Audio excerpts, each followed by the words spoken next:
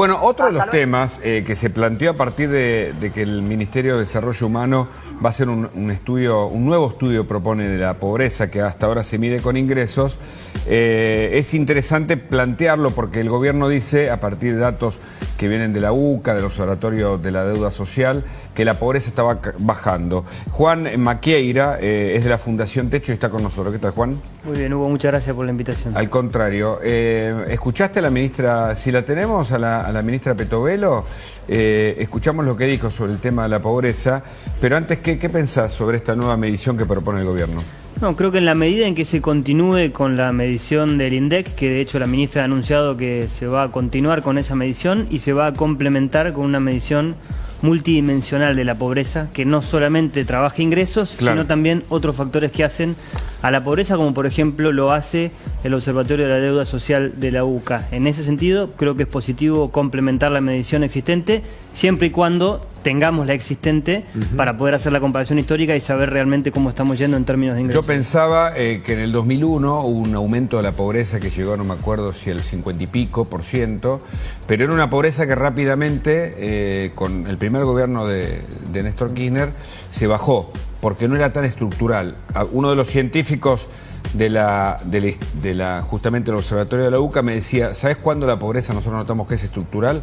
Cuando vamos a esas casas que eran de cartón y de repente le agregan alguna chapa y algún elemento más y ya es una casa más estable que la precaria inicial. Eso es pobreza estructural, me explicaba este científico social. Y ahí vemos la evolución de la pobreza en la Argentina del 2002 justamente, del 65,6%, cómo fue bajando hasta el 17 al 25,7%, y después subió, por supuesto, en el último gobierno kirchnerista, el de Alberto Fernández, a 45,7%. Yo creo que acá lo triste y lo que tenemos que ver es que la pobreza en Argentina nunca baja, por lo menos en este siglo, del 25%. O sea, no hemos logrado que haya menos de 1 de cada 4 argentinos en situación de pobreza. En el 17 era un pico, después comenzó a crecer, y lo que tenemos hoy es que 4 de cada 10 argentinos que están mirando la televisión y veían estos debates, 8 millones, 7 millones, pelea, quilombo en la política,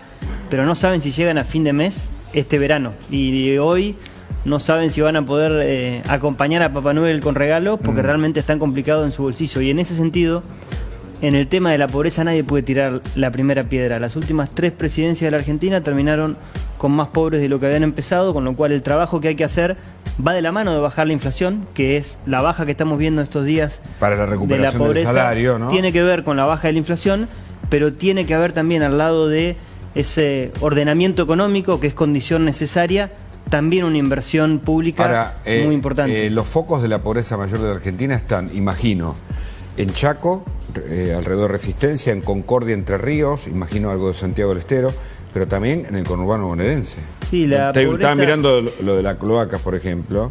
Es increíble que en una provincia de 15 millones de habitantes, que es pulmón de la Argentina, en el centro del país, haya pobreza similar a la de lugares que están lejos del cordón más productivo, ¿no? Este número que estamos viendo de los más de 6.400 barrios populares en Argentina, donde viven 1 millón de familias, ese millón de familias, en el 66% de los casos no tienen acceso a la red eléctrica.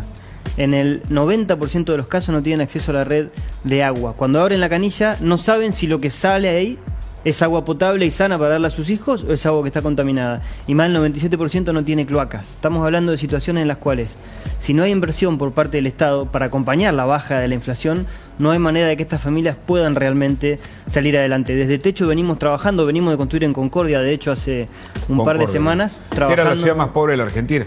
Me estoy olvidando de Santiago del Estero y de Formosa, pero ahí debe estar, ¿no? Concordia fue durante muchos años la más pobre, hoy es la 4ª más pobre de la Argentina. Venimos de construir. ¿Cuál es la más pobre?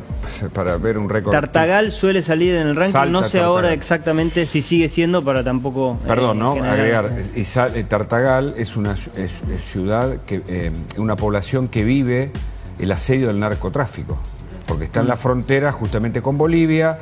El narcotráfico, por decir el delito más grave, que se lleva puesto a jueces federales incluso. Pero ahí también hay un punto muy importante.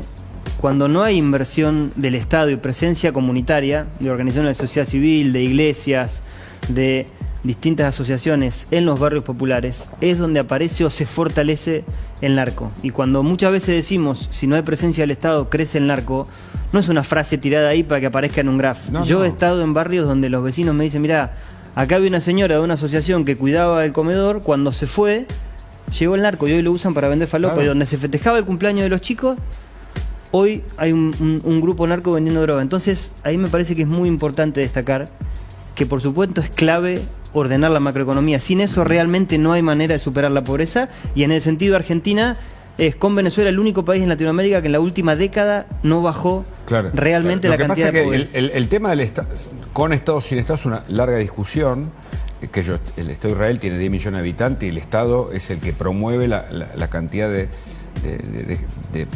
startups que genera. Entonces, que no es un problema. El tema es quién maneja eso, ¿entendés? Entonces, el Estado presente que nos vendieron hasta acá es un Estado de punteros que se quedaban o que producían pobres porque su rentabilidad estaba ahí y se quedaban con la gran porción de ellos y mantenían a esos pobres para que no salieran de ahí. Es decir, me parece que más allá del nombre que le pongamos, son condiciones para que esas personas puedan salir de ahí, no que se las mantenga ahí repartiéndole bolsa de comida y encerrándola como se hizo en la cuarentena, ¿no? Definitivamente no. De hecho, la modalidad de planes sociales que había en Argentina, que venía creciendo, no resolvía el problema de la Argentina. El problema de Argentina, vivienda, ¿no? Además. El problema de Argentina se resuelve con orden macroeconómico y con inversión pública de calidad. El de calidad es clave. Tiene que llegar directamente a los vecinos y vecinas de los barrios. ¿Quién administra esos fondos públicos? A mí me parece que esta es la gran discusión, porque los altos niveles de corrupción que tenemos en la Argentina, que atraviesan a toda la dirigencia, son los que, es decir, si vos tenés que, a ver, sé que me viene a la mente el padre Opeca, el que, genera viviendas, vos que sos Fundación de Hecho.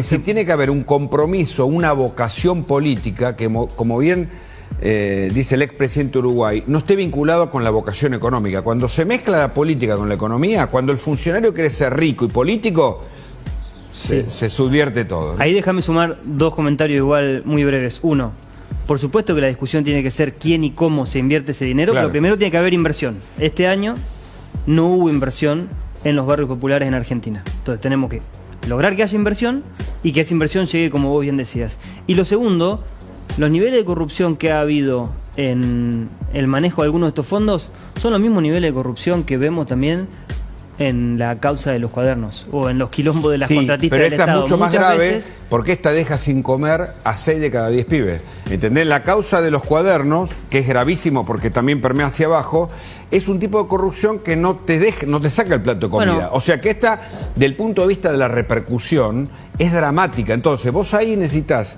dirigentes de muy alta calidad que saquen a esos chicos, que les propongan, no sé, estoy pensando en, hasta hace un tiempo, digamos, el creador de software, el programador, o sea, que se invierta tecnología, ¿entendés? Que no repartan bolsa de comida. Pero lo primero que tenemos que hacer para que pueda haber inversión en tecnología es que el chico tenga asfalto para llegar a la escuela. Ah, claro. Que tenga un techo que no se le llueve, como estamos viendo en esa foto. Ese pibe que vive en ese barrio no llega a la escuela cuando llueve. Y ahí sí, o tenés inversión en obra pública estatal.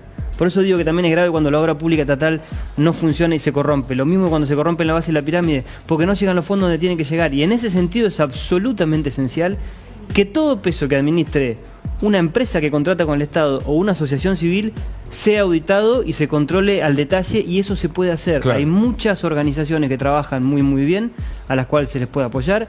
Hay muchas empresas que trabajan muy bien, a las cuales se las puede contratar para que hagan estas obras.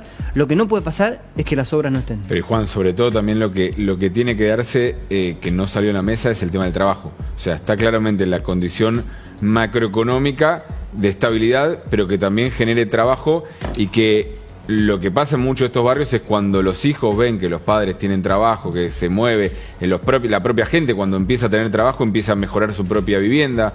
Se ha visto, por ejemplo, los primeros años del kirchnerismo, cómo el barrio 31 aumentó y creció de manera impresionante. Era porque había movimiento y cada uno también lo va invirtiendo, y cada individuo lo va invirtiendo en su propio bienestar. Creo que ahí está la clave también de que acá adelante haya estabilidad económica con trabajo. Las tres patas son estabilidad económica, inversión social en infraestructura y un modelo de crecimiento que genere trabajo en la base de la pirámide, que pueda complementar con los trabajos que conocemos que funcionan abajo, con también tecnología, como decía Hugo. Las tres cosas son necesarias. Sin las tres, siempre vamos a ver que baja la pobreza, pero después vuelve a subir, baja la pobreza, vuelve a subir. Orden macro, inversión en integración social urbana y por supuesto un modelo de crecimiento que genere trabajo en la base de la pirámide. ¿Qué decía Federico? No, yo aportaría un pequeño granito de arena, sin ser especialista, ¿no? Y quizás vos lo sepas mejor y a lo mejor ya lo pensaron. A mí me parece que además de todos esos factores que son estructurales, yo creo que hay algo que me parece que nunca se lo trabajó demasiado, y yo te lo diría metafóricamente como el virus del emprendedorismo. Porque siempre hay una idea de que el emprendedorismo es el individualismo y sálvese quien pueda. Y yo creo que el emprendedorismo, cuando está bien pensado, es una usina de multiplicación de trabajo generado genuinamente en grupos sociales vulnerables. Educación, la nueva educación que genere premio a la creatividad, por ejemplo. Por supuesto que antes de que el educador pueda llegar, hace falta el camino para que llegue. Eso está claro.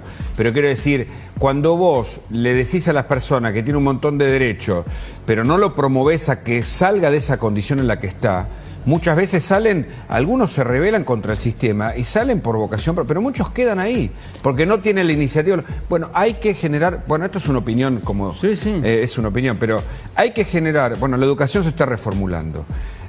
El premio a la creatividad como un mecanismo, antes se premiaban las ciencias duras, hoy me parece que vamos hacia otro lugar, y esto es lo que están haciendo los países en donde todo el tiempo se están generando, bueno, a ver, ¿cuáles son tus talentos? ¿Viste? El elemento, como dice uno de los educadores más importantes hoy que tenemos Con respecto a este punto, a nosotros en Techo nos toca estar presentes en toda la región del país, trabajando en barrios populares como los que veíamos recién. Y lo que vemos en los vecinos y vecinas de los barrios es una fuerza, una energía, una creatividad para poder salir adelante, que a veces no la encontrás en otros lugares. Lo que pasa es que cuando esa creatividad, esa energía, ese esfuerzo y ese trabajo no da nunca frutos, y vos te encontrás, aunque te rompe el alma laburás 2 horas por día, pero lo que podés generar de ingresos no te permite ni para llegar al fin de la semana, ni siquiera a fin de mes, y es muy difícil sostener eso. Por eso es clave el orden de la economía, por eso es clave que estén las condiciones para llegar a la escuela, y por eso es clave, por supuesto, que en la escuela la educación que recibas sea de calidad y te permita después, con tu propio esfuerzo, forjar tu propio destino. Clarísimo, Juan. Nos encantó tenerte. Muchas gracias por la invitación.